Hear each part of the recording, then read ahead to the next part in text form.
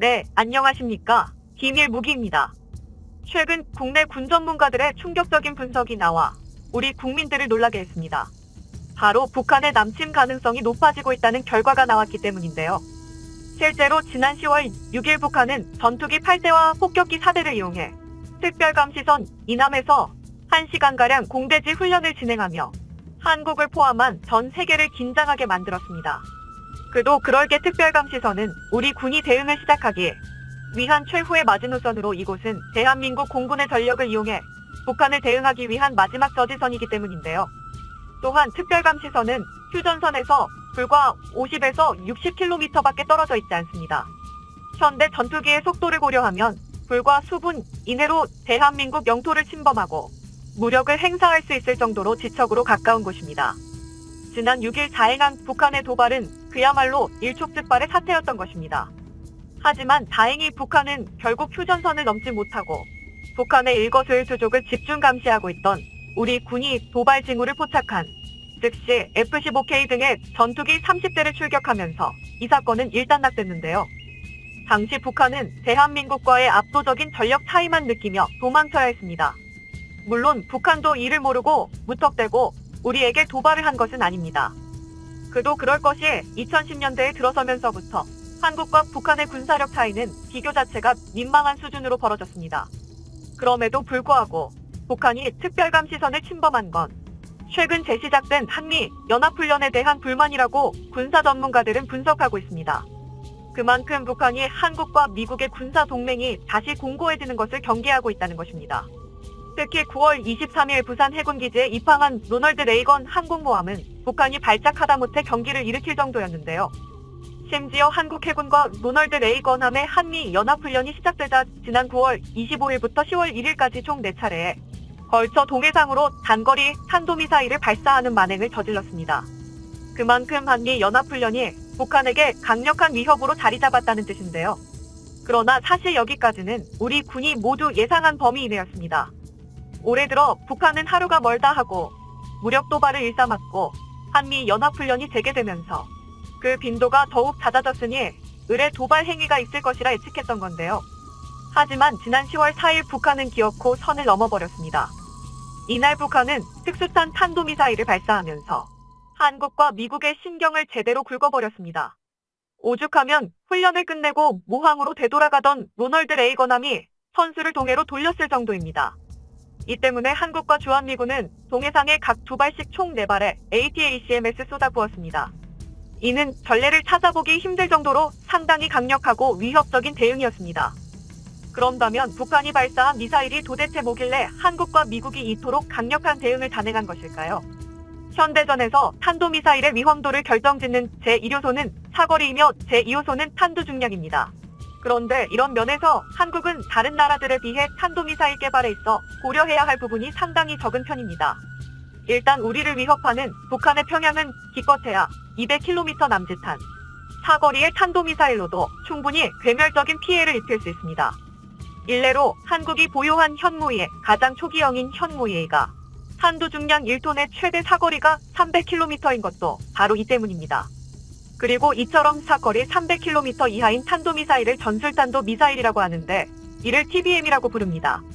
앞서 북한의 미사일 도발에 대응하기 위해 한국과 주한미군에서 발사한 ATACMS도 사거리 300km 이하의 탄두 중량은 227kg인 TBM이었습니다.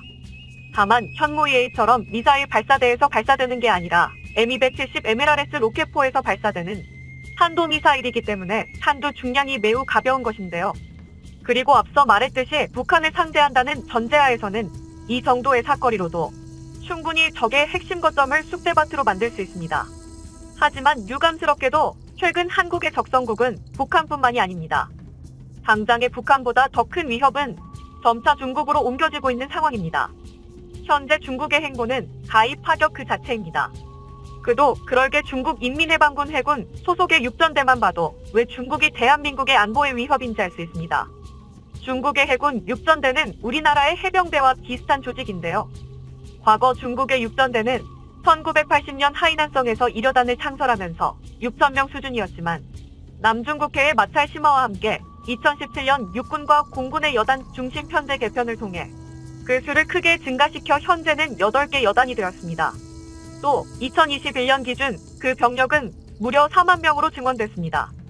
쉽게 말해 중국 이전까지 세계 2위의 해병대 전투력을 보유한 대한민국을 제치고 그 자리를 중국이 차지했는데요. 그런데 문제는 이 부대의 유사시 임무가 대만 침공의 교두보 확보와 더불어 이를 방해할 수 있는 대한민국 전력을 저지하거나 무력화시키는 것입니다. 이 때문에 우리 해병대가 급하게 구식화된 장비를 현대화하는 이유도 이 때문입니다. 그래서 이제는 북한을 포함한 중국까지 커버할 수 있는 광역 무기 체계가 필요해진 것입니다. 그런데 중국의 베이징은 서울 기준으로 1000km나 떨어져 있고 언제 적으로 돌아설지 모르는 일본의 도쿄도 그나마 다행인 것이 일본은 정식 군대가 아니기 때문에 탄도미사일을 보유하고 있지 않지만 중국은 DF-15, DF-16 등의 단거리 탄도미사일로도 한국 전역을 타격할 수 있습니다. 즉 현무의 A로는 중국의 미사일 공격에 반격조차 못해보고 당할 수밖에 없습니다.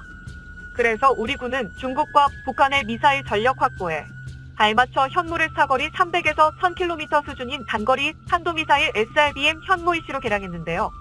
그리고 개발을 거듭해 얼마 전 대중에 알려진 현무호가 세상에 공개되면서 두 국가는 경악을 금치 못했습니다. 그 이유는 지구상에서 찾아보기 힘들 정도의 엄청난 괴물탄도 미사일을 대한민국이 개발해냈기 때문입니다. 현무호는 8톤 탄두 기준 최대 사거리 300km의 TBM이지만 6톤 탄두 기준 최대 사거리 600km의 SRBM이 될 수 있는 다목적 미사일입니다. 사실 탄도 미사일의 탄두 중량이 8톤 이상이라는 것은 핵탄두를 탑재하지 않아도 북한의 지하 벙커를 쑥대밭으로 만들 수 있는 어마어마한 파괴력을 보유하고 있다는 의미입니다. 게다가 탄두 중량을 일반적인 TBM이나 SRBM 정도로 줄이면 중국 전역을 타격할 수 있을 뿐만 아니라 최대 사거리 3000km의 준중거리 탄도미사일 MRBM으로도 운용할 수 있습니다. 이 덕에 한국은 외교적인 견제를 최소화하면서도 압도적인 전쟁 먹지력을 보유할 수 있게 되었습니다. 이는 그야말로 신의 한 수라는 표현이 딱 어울리는데요.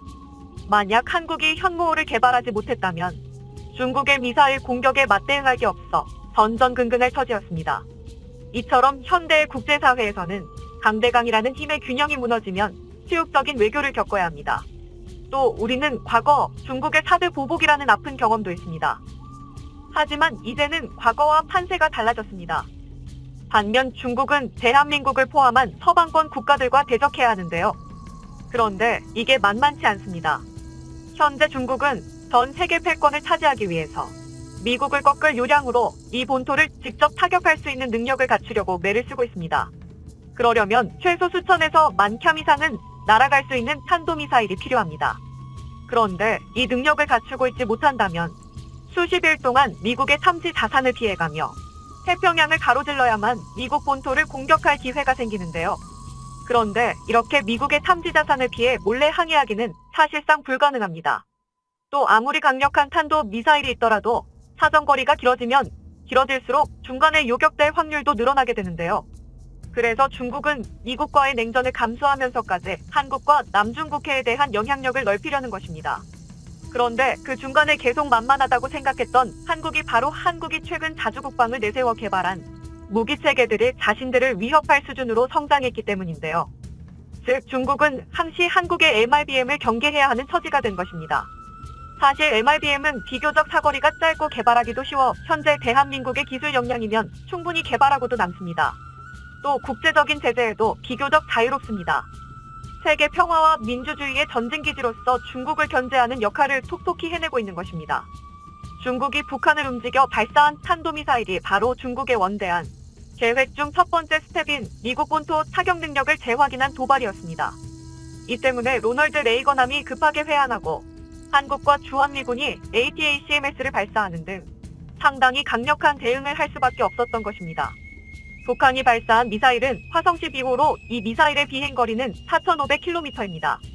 고도는 950km였고 속도는 무려 마하 17에 달하는 IRBM이었습니다.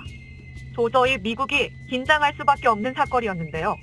그 이유가 IRBM의 사거리 내에는 광은 일반인에게는 관광지로 유명하지만 군사적으로는 미국 국토 중에서도 손에 꼽히는 군사 요충지입니다.